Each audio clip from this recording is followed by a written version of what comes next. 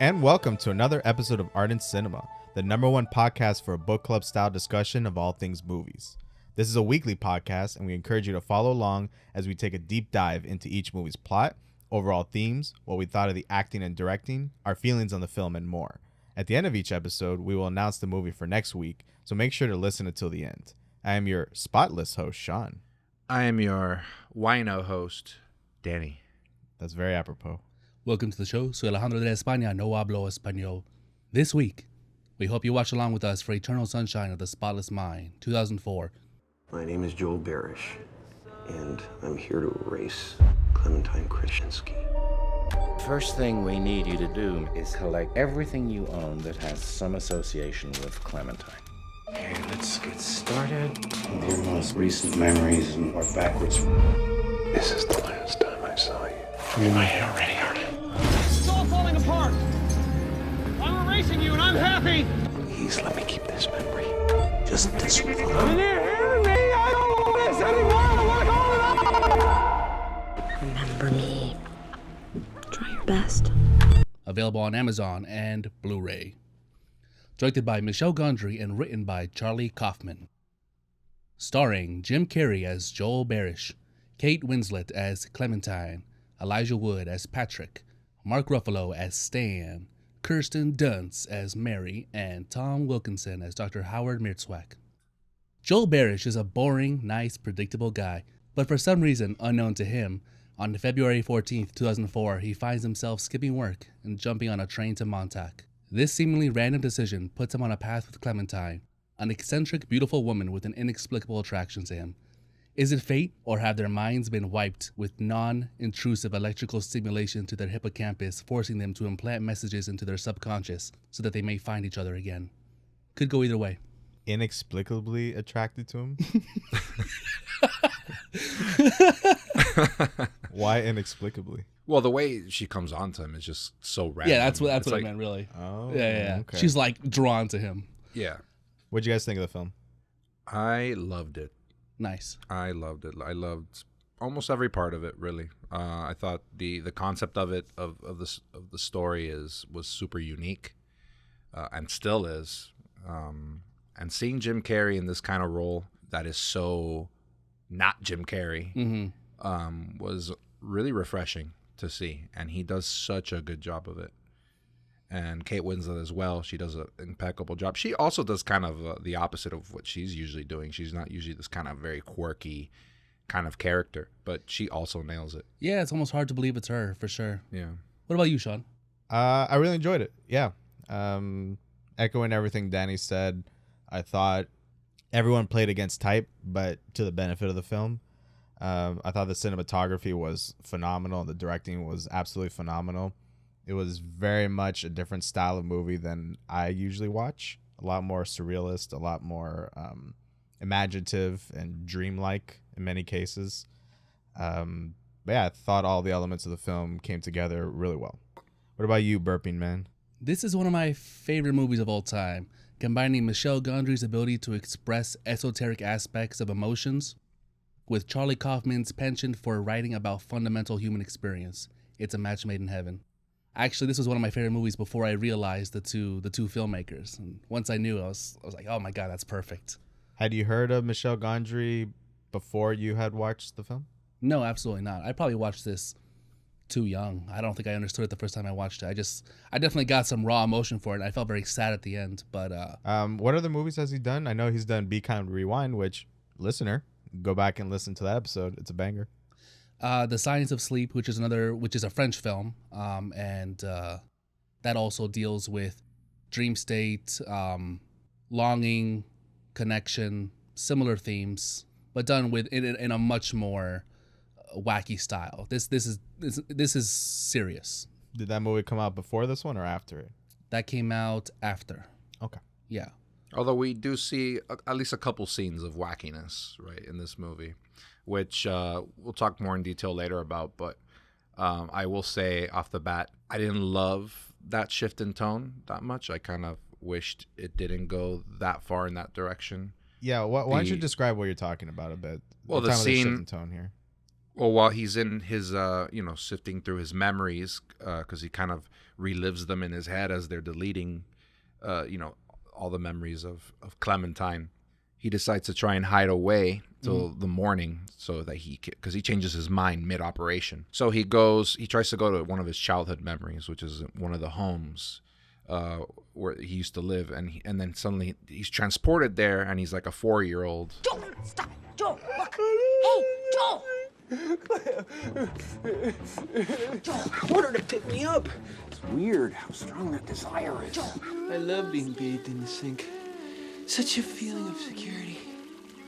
I've never seen you happier, baby Joel. But it's Jim Carrey as a 4-year-old, and they use forced perspective, and that's all cool. But I just didn't like how wacky the scenes felt. Oh, really? I thought that was a really nice break.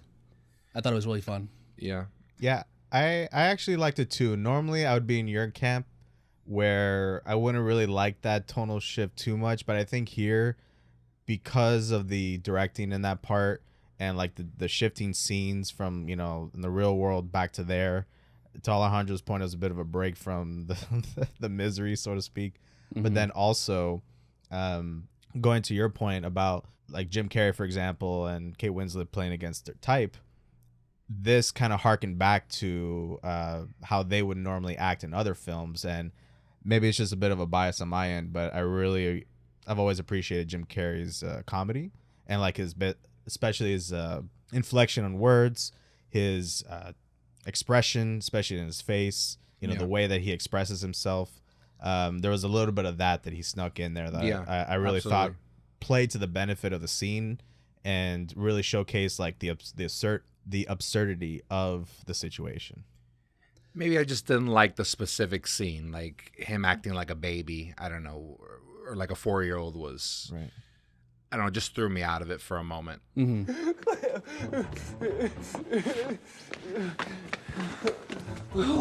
But I guess maybe I wouldn't have minded a comedic moment if it was maybe a little more subtle. Yeah, there were a lot of tonal shifts. That's kind of the nature of this film, where we keep switching back from events that are happening in the real world to what's happening in Joel's mind. And at first, it was a bit disorienting for me, because I was like, okay, I'm trying to figure out like what's going on, I'm trying to parse together like what's a dream, what's like in reality. But then probably about midway through the film, I started to understand like, okay, what is actually going on? What is considered a dream? What's considered, real world, right? Yeah. And from then on, I really started to appreciate the wide shifts in tone from there, because they would go from like some like really heavy stuff to just wacky humor and then back again. It was almost like a sine wave. I don't understand what I'm looking at. Why am I standing here and, oh my God, deja vu. Deja vu. In terms of like my emotions almost. So once I got my bearings a little bit more, I started to appreciate that more, and I felt that it really strengthened the situation. Like it really helped me better understand like what Joel is going through and like his attempts to try to break away from that. Yeah, and I'm sure it doesn't help that the beginning of the movie is the end of the story, and then it flips back to the middle where he's jumping into his mind-wiped memories, and then to the beginning of the story. You're right. So speaking of flipping, let's flip back to the beginning of the movie. I see and what talk you did about. Thank you. We actually didn't get credits for this film. The opening credits didn't open up till almost 20 minutes into the movie. I don't even remember when that happened. Which is pretty unusual. Yeah. It happens actually when the movie actually begins chronologically. Yeah. So it's after they meet in the train or at the beach and all that, and then he goes back, and then it shifts back to before he found out about the mind wipe that Clementine went through. Gotcha. No, because chronologically, the first thing we see is him going to the beach party without Naomi, and him seeing her from a distance. Well, that's in the dream, but that wasn't actually happening in present time during the movie. It was just his recollection of it. The beginning of the actual movie in terms of story is him after he had like a fight with Clementine. Right. That's the real beginning. I guess. Right, that's the first memory that gets wiped because it goes backwards. Exactly. Yeah. So that's when the credits started. Gotcha. Basically. But speaking of his time on the beach when the movie starts, he talks about his ex Naomi, and he's having some internal dialogue there, saying he should get back together with her because she's nice. Nice is good. And I found that interesting because we see after that Clem has a visceral reaction to the idea of being nice. She says she doesn't need it and doesn't want to be it. Do you think that's a leftover feeling from her relationship with Joel? Or was it part of her character before they met? Or a visceral reaction to Patrick, who at this point had been trying to seduce her by mimicking Joel, literally the day before they meet?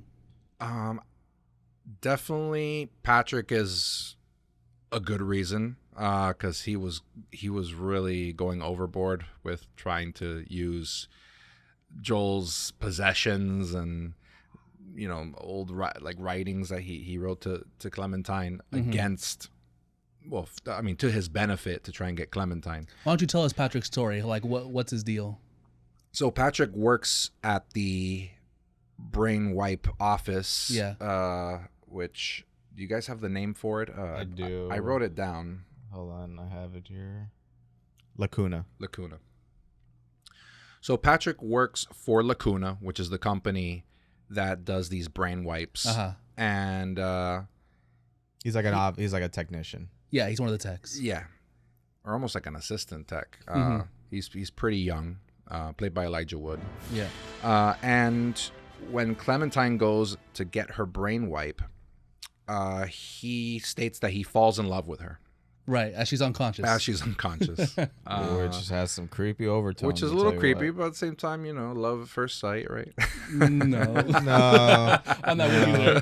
No, not really. Well, he doesn't.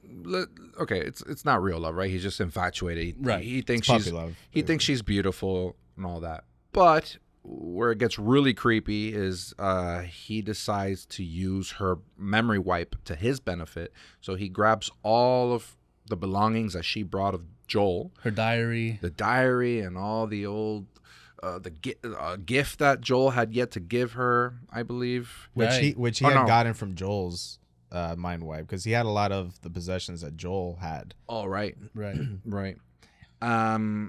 So, and he begins to use that to hit on Clementine, and he eventually he convinces her to pretty much date him. He tries to trick her into falling for him by invoking the same emotions. Exactly. The memories aren't there, but there's kind of like the emotional remnant. Right.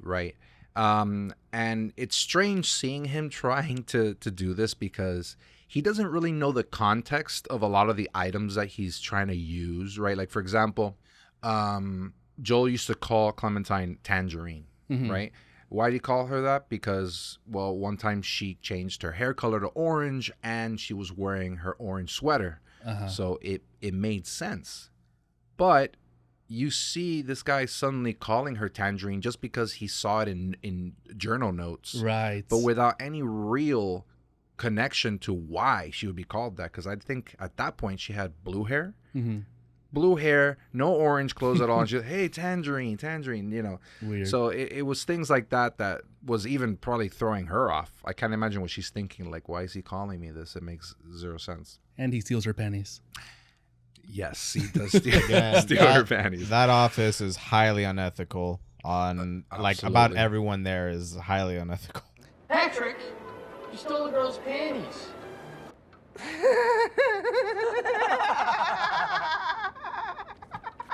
Yeah, it's actually really funny.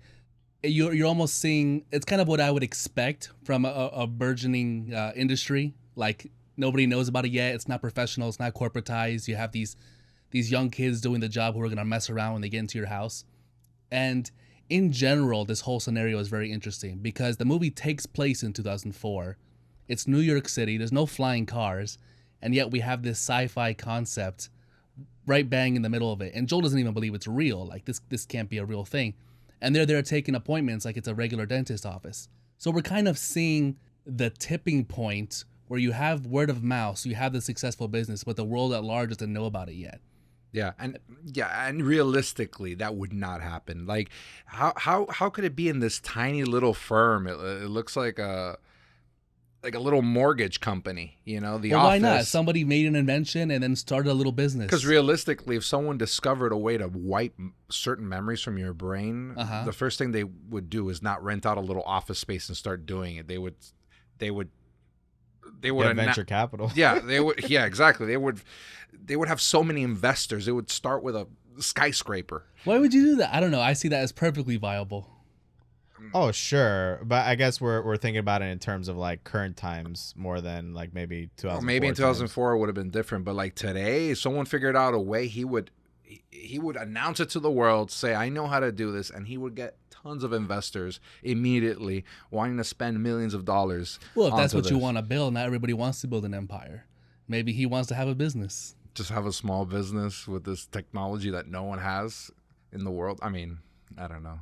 Maybe you don't want the notoriety. Maybe you know it's going to be shut down by the government right away, so you want to keep this small.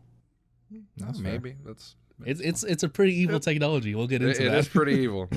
Going back to your question though, the original question. I'm not entirely sure whether it's like lingering remnants of Clem's relationship with Joel that's seeping through that causes this kind of infatuation with him, you know, after the procedure has been done for both of them, or whether it's, you know, Patrick's meddling, so to speak.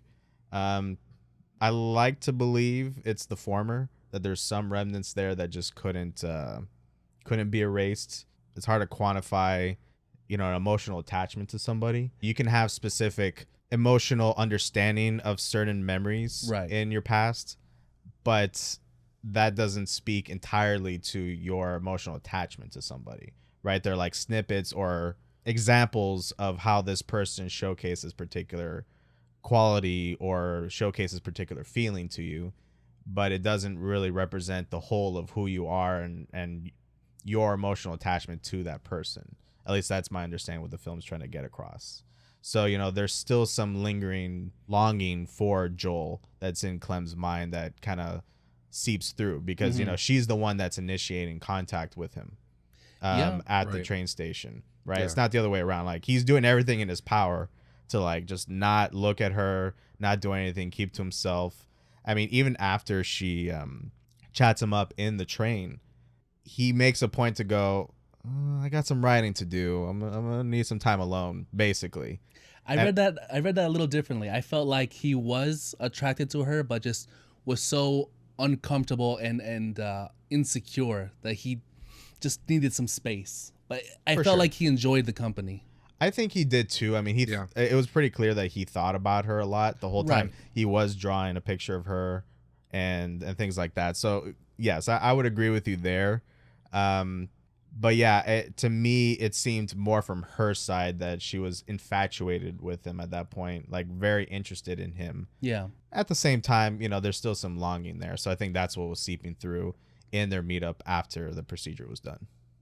Right. And I also feel that because in the end of the relationship, her desire to get more out of Joel, right? To push Joel to be, I guess, a little more like her, a little more talkative and fun and all this. I think maybe also that could have stayed in his subconscious a little bit as well, causing him to kind of back off naturally to this random girl who's just trying to do the same thing that basically she was trying to do during the relationship. Right. So there's a little bit of that probably in the subconscious, but it's like a push and pull for him because obviously he loved her at the same time. And Joel, just the type of person that he is naturally, women wouldn't typically do that kind of thing. They wouldn't be so forward and in your face, and that also threw him off. So yeah, there's many reasons for him to act the way he does. And not that there's anything wrong with him. He's a good-looking guy. He's just quiet, reserved, doesn't have much money. So, like, people aren't going to be flocking towards him. Yeah. He's very introverted, and he, like he said, he doesn't leave his house. He just goes to work and comes home. I think it's an aspect of personality because, at least according to his memories, she was the one who approached him before the memory wipe as well on the beach. True. He noticed her and actually had the thought, I remember being drawn to you even then. I thought, wow, how odd. I'm drawn to someone's back. But then he goes and sits down alone, and she comes up to him. So that's something there. My understanding of some of those memories is that he's messing around with those memories. But it's pretty clear the distinction of when he's controlling it and when he's just reliving it. Yeah, in that specific moment, he's not really controlling it, but he is giving commentary. Right. He's giving like an audio commentary as it's happening. Because at that point, he's kind of given up and he wants to appreciate the moment. Yeah. Well, because I got the sense that version of Clem was more of his subconscious trying to repair the relationship, because towards the end of the film and a little bit after that scene, they're in the house and the house is starting to break apart, again, more absurdist, more surrealist, but she basically tells him, at least let's leave things off on a good term, right? So I get the sense that that's kind of him almost wishfully thinking, I wish we had talked in this way instead. Yeah, but what does that have to do with what Alejandro said about like falling in love with a woman's back? No, it wasn't about that. Okay. It was after that when she appears. Like I got the sense that she didn't appear next to him. It was more like his subconscious as her appears next to him so that they can have a talk about like what's going on right now. But why would he make up how they met? They had to have met somehow, and he's remembering that memory. Well, yeah, mostly. But again, there's certain aspects of that memory that I think are being warped by him, trying to, fight what's going on, fight this procedure. So I understood it more as like most of that beach scene was what had happened in his memory. But that point where she shows up next to him, like suddenly, that was more like her. I see what you're saying, but she doesn't do that at any other point. They're always just living in the moment of that memory. She's never like retroactively trying to fix their later relationship. I think right. No, it is towards the end. I think that happens. Yeah. I think it was more of a time jump, really. Like he blinked and time passed basically. Yeah, exactly. And then she was next to him. That's what I thought too. Because he spent a lot of time there just alone, and then what she was saying was more akin to what she would be saying in the past. Like, she was talking about the part, I noticed you were sitting alone, and right, he was reliving the memory. Yeah, exactly. It felt like reliving the memory. You can kind of tell when it's reliving the memory and when it's not, because obviously then they start talking about the mind wipe. When that happens, then obviously it's being changed. When the house is breaking down, I agree with you. Then that is his subconscious talking to himself, trying to give himself a goodbye. That's definitely not. Obviously, that's not a memory. Right. Yeah. And only. But the distinction is clear. And only the end part when the house is breaking down. When they first enter, it's a memory. It's only when the memory ends. It's like either when the memory ends or when Joel realizes once again he's in the dream. Right. Which of course means she's realizing it. Exactly. Same person. Right. Okay. Yeah. Fair enough. Maybe I misunderstood it then. And, speaking of being in and out of the dream and all that, I really liked how they made the dreams feel in their use of effects and things like that. Like these dreams were not like grounded. Would you say they felt grounded? Yeah. The dreams felt very grounded. Yeah. They weren't like exaggerated and going crazy and everything crumbling, right? But like they had some moments of things like one time a random car like fell out of nowhere, maybe the house crumbles, but everything else felt very grounded in realism. And when something is weird, there's always an external reason. Yes, because like, for example, there's like certain moments where Joel had seen Patrick, like when he went to the doctor's office, but it was very momentarily, so he didn't really get a good chance to see his face, because he kind of just like Patrick just drops something and then walks so you away. See his face distorted. So you see it distorted, like based on just the key features of someone's face when you look at someone, because the first thing you look at is typically the eyes. So the eyes were there. Oh, that's cool. But he didn't have time to really process the rest of what he looked like. I thought that was a beautiful detail. So little details like that were like very, like a little more subtle, and the way people would just disappear out of nowhere. There wasn't weirdness for weirdness sake at any point. Yes, I really like that as well. I felt it really simulated a dream well. And the way he tried to turn Patrick around at one point, but he hadn't seen his face yet, so he just kind of warps back. It was really cool. Because he had technically met Patrick at the bookstore where she works at, but he was behind some books talking to Clem. That's right. So you never got a good look at her, or never got a good look at him. And speaking of the subtle nature of which they made they simulated these dreams, they decided very specifically to go with more old-fashioned camera style tricks versus any like major CGI, unless it was needed, of course, because there's some moments where but it's complimentary it needed when some it comes compositing. out. Yeah. Wait, but who was CGI? I hate you. At one point, Clementine's leg, believe it or not, they had to CGI because they added Really? They added that. It wasn't planned to add that car drop. So then, apparently, like they had to CGI the leg. I don't know the exact details. Oh, interesting. But Was it they CGI'd all of her but the leg, and the leg was a stunt double? Is that what happened? yes, Sean. Okay, yes. got it. Thank you. I know filmmaking. So one example of this like old style of camera tricks and stuff, they for the scene again where Jim Carrey was 4 years old, they used a forced perspective. Oh, for sure. It felt like that. Similar to what you see in the beginning of the first Lord of the Rings movie. Yeah. In the the Hobbit hole. Yeah. I was thinking as I watched it was definitely forced perspective. Yeah. So I thought that was really interesting. I mean, you can even see it when she moves towards him, then their size is normalized. That's what that is. Yeah. I'm curious, you're talking about the camera work. In general, was it shot on a single cam? Because it felt like there was a lot of movement, especially like the house scene at the end. It felt like there was like a lot of movement of the camera like behind characters' backs and like next to them. And it felt like, I don't know, it felt like a single cam to me. They used a combination of things, as most movies do, right? They used, they had multiple camera people, camera guys, probably at least two. And each of them had an earpiece directly to Michel Gondry. So that he can, on the spot, tell them where to go in conjunction with where Jim Carrey and Kate Winslet were going, because the way that they did each scene, it was a little bit physically improvised. Not in terms of perhaps the script, but where they would end up in the shot. I'm not surprised to hear that. A lot of it felt not documentary style, but in the moment. Yes. Just kind of reacting. And actually, Kate Winslet actually comments on that later in her career. She says that felt like the most like freeing form of acting for her, because she just felt like each scene, each take was done very differently. Like sometimes she'd just end up in the kitchen because she feels the frustration. Needs to pace. And she paces away and this and it comes across organic. Yeah, I like it. It really does.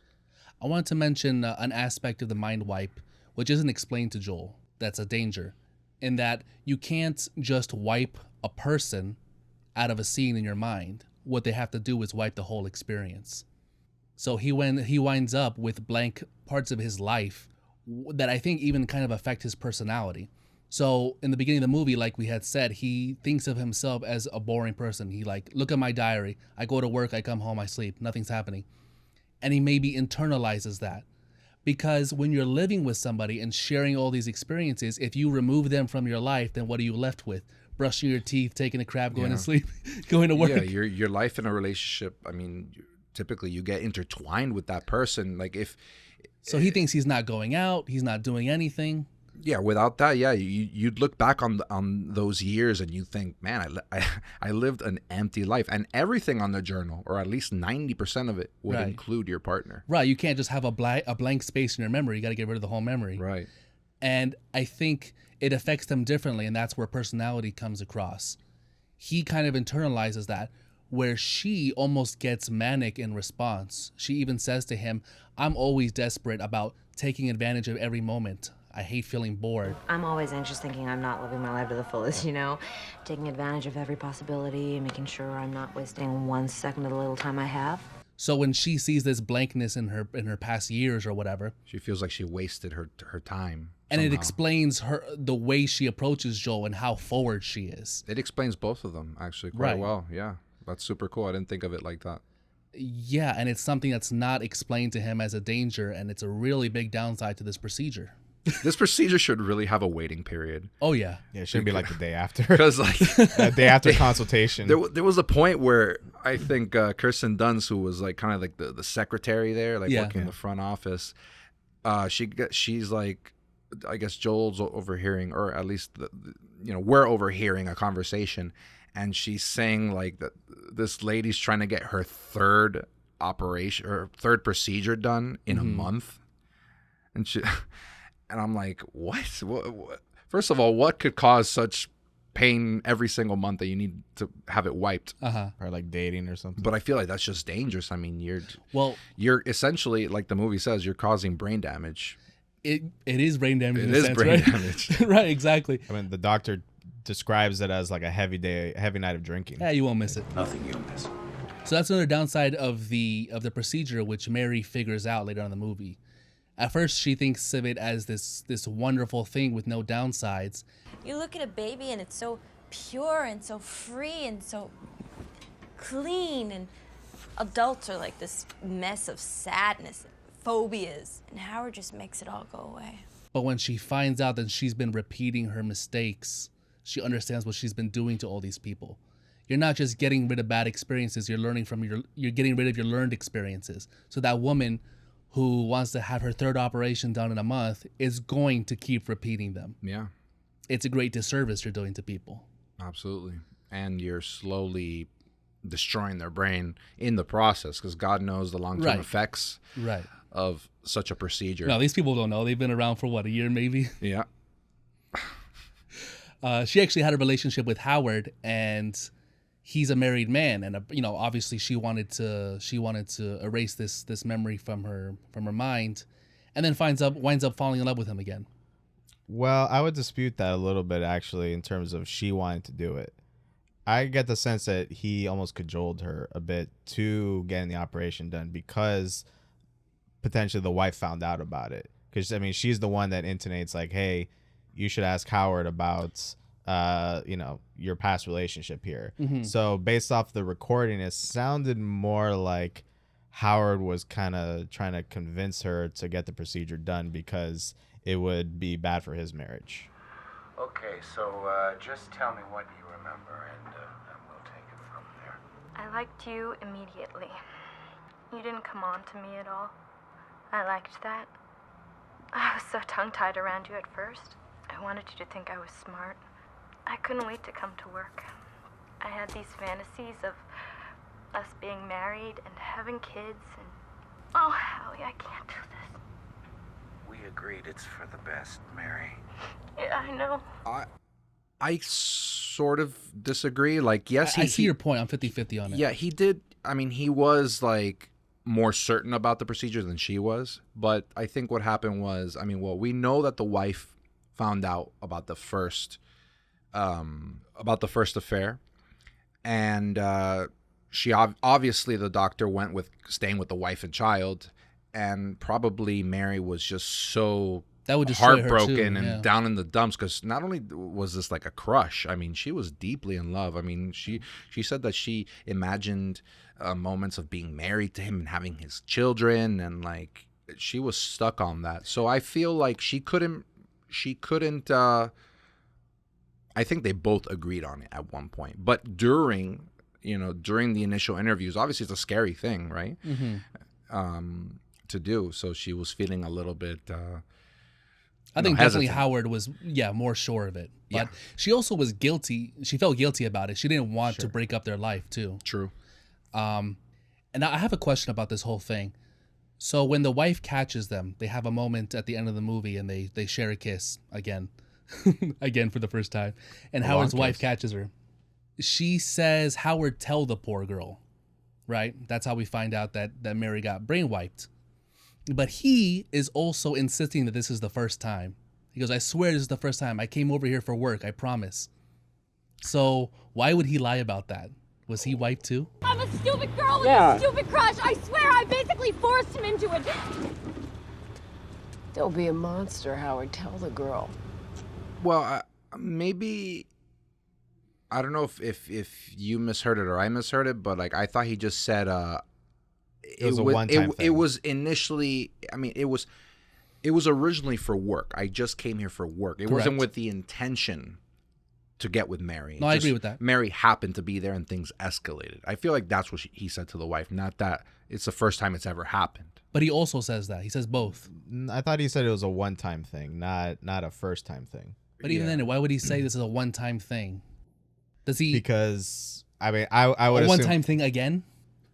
Yeah, it was like I didn't mean for it to happen, basically. Yeah, I think it was just in a panic he said it like that, but he was just trying to just quell the wife. Okay, I see that. His wording was a little bit weird. I got you. Yeah, so to your question, I don't think his memory was wiped, which is why to me it feels more like him pushing Mary to actually get the procedure done because he kept his memories of it, and he was kind of, to me that seems like more of a control thing. No, yeah, because he's not surprised by it when the wife says it. If his memory was wiped, he'd be like, "What?" No, but he's saying that's why he thinks it was Howard pushing her to get the brain wipe as opposed to her decision. That's what you're saying, right? Yeah, yeah, exactly. Because like he kept his memories of it. Yeah. Right. And he fell for her again. Right. And that was something that he worked with her for a long time, or some indeterminate amount of time. From when her memory wipe happened to that moment. Yeah, I'm in the middle. I think I give her agency that it was her decision, but I agree with you that it was probably him pushing harder than she was. I personally think it was all the marijuana buildup in the room that he was smelling. He got secondhand high and he couldn't control himself. Yeah, those texts, they really unprofessional. We didn't. Oh my goodness. We didn't mention everything they do. Yeah, they're while they're working on Joel. So normally the procedure is done in the office, right? But no, it's done. That's when the memory mapping is done. Oh, you're right. Okay. Yeah. Okay. Yeah, it seemed like this was a pattern. Yeah, you're right. So the way they do this procedure is they wait till the client falls asleep, and then they would go. They supply him with a pill. Yeah. They supply him with a pill so he can knock out. They probably tell him to leave his door unlocked, and then they can't just be asleep. They got to be knocked out because they're gonna mess around in there. Right. So while they're doing this brain wipe, there's parts where they can just put it on autopilot, basically. Yeah, once you get, I guess, a good holding pattern. So so it's just deleting throughout the map, and then while this is happening, they're drinking. And not just their own stuff; they're drinking stuff from Joel's cabinet. They're stealing his shit. Yeah, they're eating from his his fridge. food, stealing his drinks. They're freaking. They have music on blast. They're like dancing around his body, half naked, like on top of the bed. They're having sex near him. Yeah, Stan and Mary. I think they banged on his bed. I'm pretty sure. On his bed, you think? Oh God, it's possible. They definitely have sex because actually there was a scene that was deleted. There was supposed to be a sex scene between Mary and Stan. Oh, that makes sense. Yeah, it's not necessary. Yeah, but we get it. Yeah, you could tell because they wake up naked right next to him.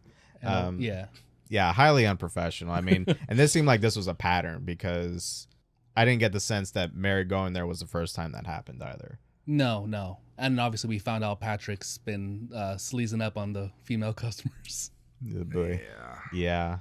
One thing I wanted to mention about Mary's infatuation with Howard that we didn't touch on is that it goes really far. Like you said, love, and obsession even. She starts kind of developing a personality around what she thinks Howard will like. She sees him as strong and controlling and powerful, and she kind of imitates that around her guy friends, and also intelligent. Like she's reading poetry, she's reading novels, and she's quoting. She wants Howard to respect her. Right. She externalizes that personality around her guy friends, including her boyfriend, but around Howard, she breaks down again as like a little girl, like a girl with a crush. Right. So you can see what a put on that is. Absolutely. It's really about him. And you could also kind of use Patrick, Stan, and Howard almost as like a map. Hierarchy. Yeah, like a hierarchy, or like also like a map to showing you what kind of man Mary likes, pretty much, right? Because she hates Patrick, and Patrick is kind of an idiot. He's a worm. He's an idiot. That's a good way to put it. All that. And then in the middle is Stan, who exhibits a lot more intelligence and competence. And, I said boyfriend, but she doesn't even consider him a boyfriend. No, not really. I think they're just sleeping together. Yeah, they're just exactly. And then finally you have Howard, which is like the ultimate professional. Like he's very very mature and well, she sees it, right? He's got his problems, but she sees him as this ideal.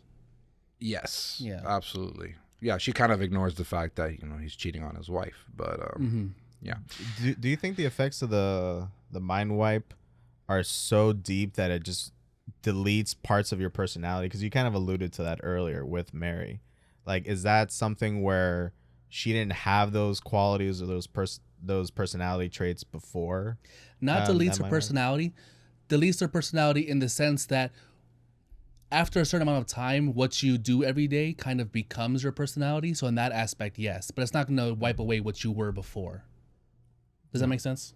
Yeah, no, I can see that, because after she finds out, I think it kind of she kind of reverts back to her actual true personality, a bit more strong-willed, a bit more caring and understanding, because she's the one who gets all the documents and starts Towards the end, disseminating them. that really felt genuine for sure. Yeah, exactly. Like, she felt almost like violated at a certain point, because she even asked Stan, like, did you know about this? Right? So that would be messed up. Yeah, this procedure in general is pretty violating. Like, you have to have a lot of trust. And you can go in and do it in a day. It's crazy. Even more so, again, to Danny's point, like, there really should have been like a longer period between the consultation and the actual procedure, because it's way too quick there. Like, it feels more like a minute clinic where you just go in, you get it done, and then you leave, basically. I want to talk about Clem a little bit more. Yeah. In particular, I want to talk about her misgivings about Joel, because I get the sense that part of the movie's theme is obviously about relationships, but more particularly about, I don't know how to put it, like the lack of a spark in the relationship, or like the mundane aspects of a relationship can be a bit damaging to the relationship, especially for someone like Clem, who's a bit more of a firecracker, someone who's more of a outgoing personality. So I get the sense that, as time went on with her living with Joel, because Joel's not an open book like she is, because, he's holding things back, because he's a nice guy, she got like kind of bored of him to a point where she couldn't handle that anymore. I think there's a little bit of that for sure. I think it's also trying to say that sometimes what you see in a person in the beginning of a relationship might seem like something that is a positive to you, or something that might work for you at the moment. But sometimes time can reveal that it's not necessarily so. Once the exciting aspect of that goes away. Exactly. And I think in a relationship, you need to learn how to evolve with your partner, and you need to make certain changes to continue, because in a relationship, it's work, essentially. Sure. If you want all the benefits of a relationship, you have to work for it, and you have to make certain changes, and changes that both of these characters did not want to do. Right. Yeah, as we went through all the memories, again in reverse order, I could tell that she was really taking him along towards the beginning of the relationship, doing like exciting things, but he was just along for the ride because he didn't know really how to like handle that, right? He has a much more structured life. And once she got maybe tired of dragging him along, or maybe once like his personality kind of started like overtaking the relationship, where they're eating at the same Chinese restaurant very sadly, and they're commenting on like, oh, are we that couple now that eats alone at a restaurant like other couples do, right? They're kind of pointing that out. His personality and the way that he wants a relationship kind of starts overtaking her wants and needs in the relationship. So I get the sense that she just got fed up with it at a certain point. I don't know if it was overtaken. They were both pushing their prerogative. Yeah, it was just a clash, and yeah, there were times where she would submit to it, kind of like in those moments, and she started to lash out because she didn't want to turn into that person. She didn't want to be that. They were both trying to pull their own personalities and desires onto each other, basically. Yeah, I don't know if you were implying that, but I never got a domineering feeling from him. No, not domineering, but just more like she got kind of tired of trying to push him to be more outgoing. Right. And at least some of the memories were of them just doing like basic stuff, like very dull kind of, just sitting around. Yeah. No, I think to Danny's point, they were just somewhat incompatible, and neither wanted to adjust to the other or be sympathetic towards the other's views. Like, she calls him she calls him boring, she makes fun of him, she belittles him, and he calls her stupid and belittles her education and makes fun of the way she talks and how much she talks. Yeah, and not because they hate each other, but they almost they're just not in a place in their life, I guess, to make that adjustment. And that's part of the danger of this operation. Like, maybe they both learn from this and their next relationship would have been fantastic. Or maybe they break up and they get back together and it's much better. They'll never have that opportunity now. Well, until we find out about the tapes. Right. Well, so talking about those tapes, Mhm. you know, so after the procedure's done, do you get the sense that with this new information that the relationship will be improved in a way where they're listening to each other more, that they're actively trying to work on the relationship, and that they're trying to really grow together? Or do you get the sense they're going to kind of fall into their same patterns as before? He's boring. Is that enough reason to erase someone? I don't like myself when I'm with him. I don't like myself anymore. I can't stand to even look at him. That pathetic, wimpy, apologetic smile, that sort of wounded puppy shit he does, you know? I mean, the whole thing with the hair, it's all bullshit. I saw it clearly the last night we were together. It wasn't sexy. It was just sad. Hey. The only way Clem thinks she can get people to like her is to fuck them. Or at least dangle the possibility of getting fucked in front of them. I think she's so desperate and insecure that she'll sooner or later go around fucking everybody. Well, I think that's the part that's interpretive, right? That's going to be person to person. Sure. I do think that they have a better chance, that they're starting off with the expectations and knowing each other's landmines and accepting the relationship on those terms. I will find you boring. I will get embarrassed by you in public, and yet still accepting it. So this is as good a chance as they ever will have. I 100% agree with that. Yeah, I feel like now they can look at those complaints that each person has given on the tapes with a different different headspace, basically, because now you're not clouded by your emotions. Maybe as a problem to solve as opposed to something you're emotionally reacting to now. Right. Yeah. So now they could see that and be more mindful of it, and perhaps they can both improve together for the sake of the relationship now. Yeah, it's very interesting because that's what Clem wanted the whole time, is like that radical honesty, right? Right. Everything is outspoken. Everything is laid bare. So I'm also hopeful, too, that they learned enough from it. It definitely seemed, at least initially, and I'm glad the film showed this, that they were really squeamish when they were hearing the tapes. Like, they had like a very visceral reaction. Yeah, they're hitting to the core. They're complaining about each other to somebody else. That's harsh. Like the deepest parts of them, too. Like Yeah. the parts that they probably don't like about each other or have in some way accepted at the very least. Yeah. So to hear that, to hear someone like really get at the core of, this is why I don't like you, right? That is tough.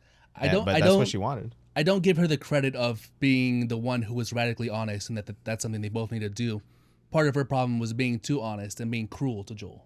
Sure, but I mean, she did want it. Like, how she used that information was not the best, obviously. Like, I agree with you there. But she did want that, like, that truth to come out. They both needed to work on finding a middle ground there in regards to that, for sure. Because they were too far on the left and right of that spectrum of communication. Yeah. Well, I'm curious, because I think the film is also trying to showcase how those feelings and that work that you need to do need to be genuine, come from a genuine place. You know, with Patrick, as we talked about earlier, he's trying to put that on without, and it's not genuine in any way, shape, or form. So you could do the same kind of work, but if it's not coming from a place of growth and understanding, then it's not going to really work out too well, right? And I think that's a bit of a mediation on relationships in general, which is really trying to understand who you are, understand the person you're with, and then really try to grow based off of that, rather than just hearing complaints or hearing things that you like or don't like about each other and just taking it in the moment. Right. Right. So sometimes it becomes almost too late, because once you've kind of realized the problems because you're screaming it at each other. It's because there's been it's been like a slow buildup over years, right? Things suddenly that you found good or quirky or whatever start getting annoying, and this and that. And then finally, when you reach that boiling point, no one really wants to listen to each other because you resent each other at this point. And there's already an ego investment. There's an ego investment, yeah. And that's why then they both do it half-heartedly or without, not genuine, and then it just doesn't work. So this is really a unique situation that they have where they can kind of see those problems that would come later in the years, and it's on tape. And in its purest form, it's laid bare. Right. So it's pretty interesting. You know, sometimes when you're concerned about your partner, you're concerned about a friend or something, sometimes you'll talk to another friend about it in a way that's different, at least initially, than how you would talk to the friend you're having trouble with or an issue with, right? So I think this is like the ultimate expression of that. So I really appreciate that. Like, this really is the most extreme form, definitely, the purest form of what I enjoy in films is when the characters finally talk to each other and they actually finally listen to each other, but obviously to the extreme. And I think that kind of colored my perspective on the film and why I enjoyed it a lot more than I thought I was going to. You should put that on like your Instagram bio. What? Just talk to each other. Just talk, damn it. It's like the just kiss, damn it meme, but it's just talk, damn it. Right. You had a point about something else?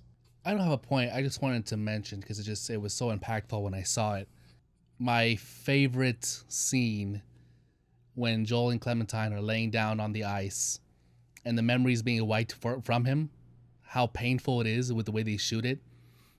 They're laying down, holding hands, and then hard cut to her alone with the spotlight on the ice and then dragged across the ice sheet into the darkness. Yeah. I thought that was just some gorgeous filmmaking. That was great. And that was part of a memory where he says something very specific to her, right? He says that, like, pretty much, I can die happy right now. Like, I've never been perfectly happy. Yes. Yeah. Well, did he say that to her, or was that in a journal entry that he wanted to say to her? No, that's his memory. He said it. Yeah, because that was earlier in the relationship where things were, when they were still good. Yeah. You know, okay. Maybe he had written it down in his journal afterwards. He did. Exactly. Okay. That's how Patrick knew. Got it. Yeah. I was actually going to go to that point. I want to go and now contrast that with the fact that Patrick knows about this because it's in the journal that he stole, and he decides to take her there and repeat the same lines. I could die right now, Clem. I'm just happy. I've never felt that before. I'm just exactly where I want to be. Again, out of context, because that was during a moment in their love where it was at an all-time high. This guy just met this girl like a few days ago, and he's trying to say the same lines. Like, how does he expect, good results from that? Well, he's so completely unconfident and unsure of himself that he thinks this is a good idea, that I'm just going to wrap somebody else's personality into this and I'm going to get the girl. He doesn't think he has it. Yeah, and she has like a very visceral reaction to it. Like, I feel like most people would if you meet somebody that could be a potential romantic partner. Oh, yeah. And within a few days, they're telling you that. They're telling you, like, this is the happiest I've ever been. I'm in love with you deeply and this and that. Right? Like, most people would be like, maybe too soon. And for her, it's like even beyond that, because she's starting to recollect, emotions. Yeah, it triggers definitely something in her head about it. That's exactly why Joel was pushing back a little bit when Clementine was hitting on him on the train. It was a little bit too forward. The joke's like, we're married now if you say I do. It's like, okay, relax. Right. So I have a question. Yeah. So, at the end of the movie, right before the final memory gets wiped, you see Joel's memory of Clementine telling Joel, meet me at Montauk, right? Which then triggers him the next day to just out of nowhere, just take a train. He skips work and he goes to Montauk. The question is, how does Clementine know to go to Montauk? Because that's where they met. But that specific day. Because her mind was wiped as well. Yeah. But again, I think that goes back to what I was saying earlier. That seemed like his subconscious telling him that. Oh, absolutely. That's what he's saying. Why did Clementine have the same subconscious thought? Why in the real world did Clementine also happen to be in Montauk on the very same day? That's the romantic part. They're so right for each other that each of them found the same answer. Did she also get that during her brain wipe? Did Joel say that? Yeah, meet me at Montauk? Perhaps. I don't know. Perhaps. Could be. I mean, they're reliving the same wonderful memories. I'm sure she was fighting it too, Yeah. I have a thought on that. Yeah. I think because Patrick is introducing mementos and because Patrick is introducing mementos and thoughts and emotions from Joel, maybe that triggered like some sort of response to her where she has to her brain is trying to figure out the source of it. Try to right the wrong. Right, exactly. And Montauk seemingly is the source of that. That's so true. She has like a reaction, like a full body reaction to go to that source. Yeah. That's my understanding. Or he knew Clementine so well that his subconscious told him that's where she's going to be, and he was right about her feelings of him. He was right about his feelings of her. That's also accurate, yeah. I mean, all of the ideas are pretty romantic, so it's out there. For sure. And yeah, it's crazy to think that Patrick all this time was just shooting himself in the foot by giving her these mementos. It's basically like, hey, remember this? Yeah, remember your ex? Oh my God. He's like, remember your ex? Remember the love of your life? Yeah. Yeah. Was that one of your favorite scenes?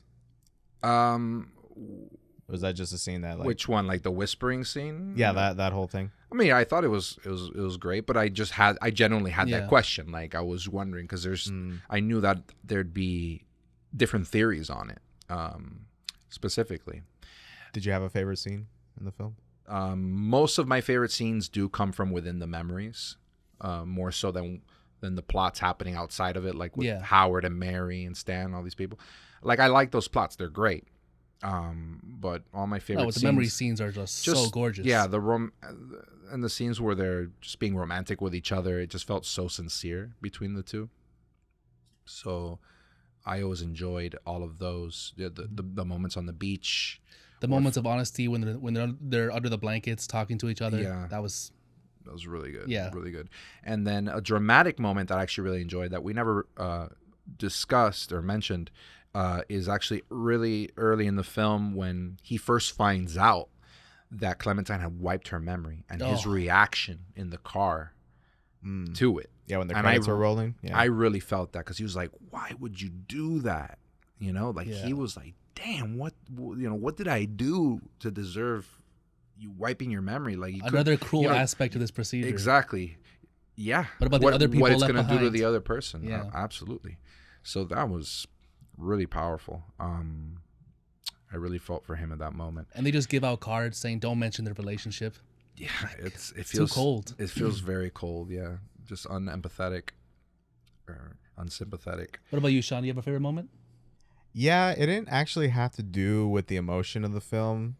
Surprisingly, it was more of like just like a technical standpoint of having Joel see himself in the doctor's office having the mind mapping done, and then he's reacting to it and saying like, oh, this must be a dream, right? And he starts talking to the doctor, but the doctor is responding to him, but really that's just his subconscious trying to explain what's happening and trying to recollect what the doctor had told him. Right. The doctor even seems a little bit unsure. He's like, yeah, this is how it would look. Yeah, this is about right. Yeah.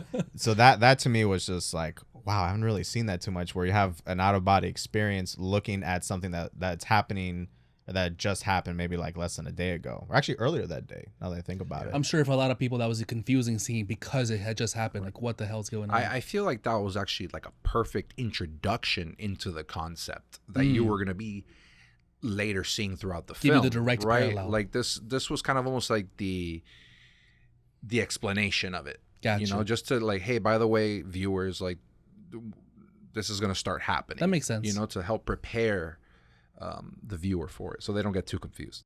Yeah, and then like a bridging scene later was when Joel's with Clem by hand and they're walking into the doctor's office, and it's very like close shot on him, and it's like kind of dark, and it's just like a little spotlight on his face walking up towards the doctor, and then you see the same shot of the doctor, same lighting and everything, and the doctor's kind of confused about what's going on. So like that really lays a foundation for the viewer, saying like, hey, this is Joel's recollection of things that are going on. This is his memory. This is his understanding of what's going on. Because it's not a perfect one-to-one, seemingly one-to-one understanding of what the actual procedure is like. It's just his interpretation of it. My brain. I'm part of your imagination too, Joel. How can I help you from there? I'm inside your head too. I'm you. Who's that? Oh, he works for us. That's Patrick, baby boy. And his reaction to everything going on. Like when he's running with Clem and like aspects of the world are just disappearing all of a sudden, like they're getting lifted off the ground, or just Clem keeps like getting like thrown back and forth everywhere, things like that. Yeah, I appreciate those scenes from like a more technical aspect or a directorial aspect of the film.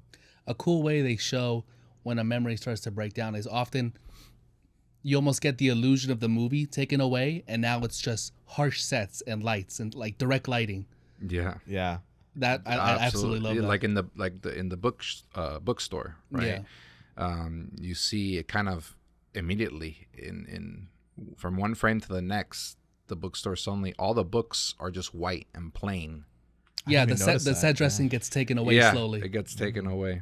Yeah, where I noticed a lot was Joel, when he was talking with Clem outdoors and they have a bit of an argument, the background behind them is starting to get blurry until like you can't really see anything, and then it switches again. That's one representation of like this memory going away. It's not just like hard cut. It's like slowly evaporating. Yeah. Which I thought was masterful. Yeah.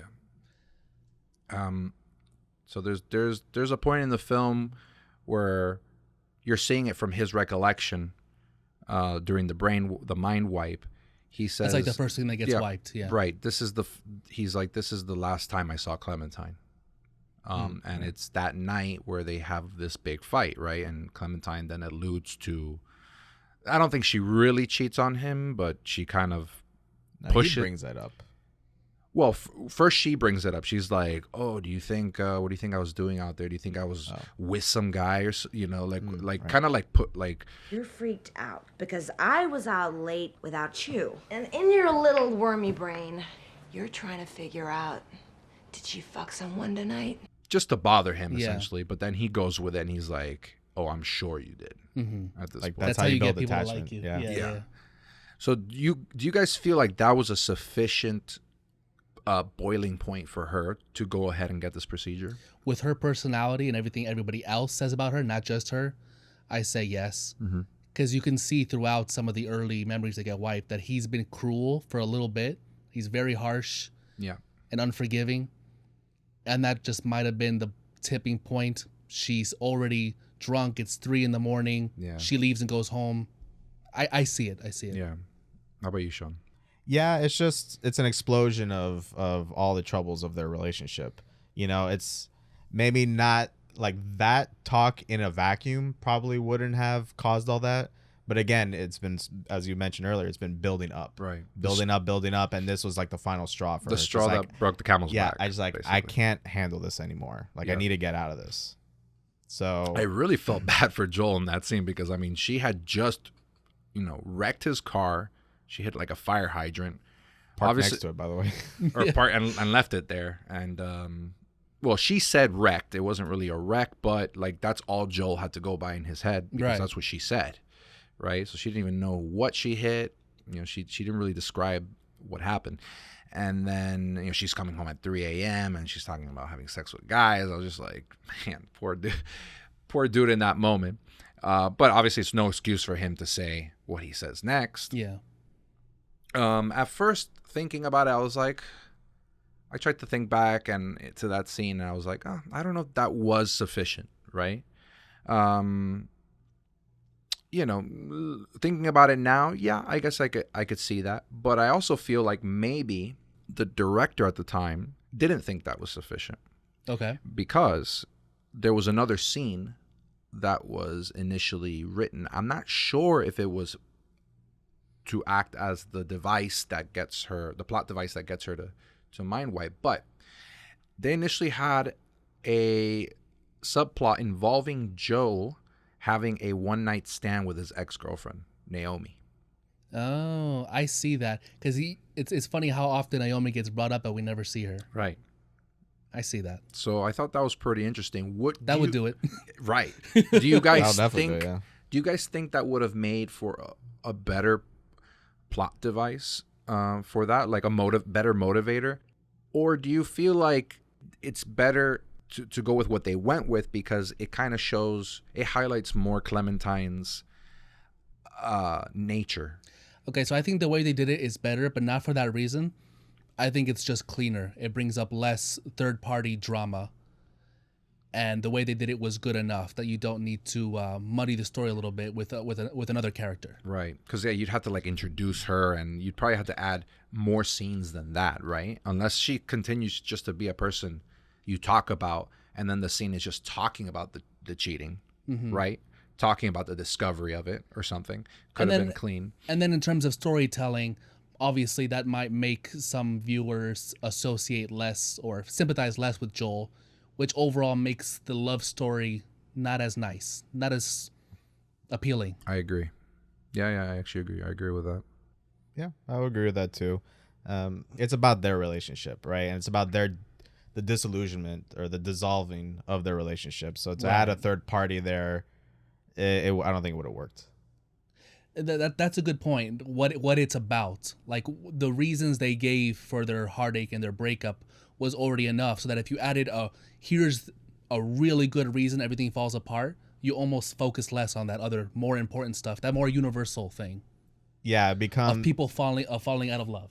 Yeah, it goes from they both have things to work on that cause the relationship to crumble, rather than having someone completely in the wrong. Right. It's much more ambiguous.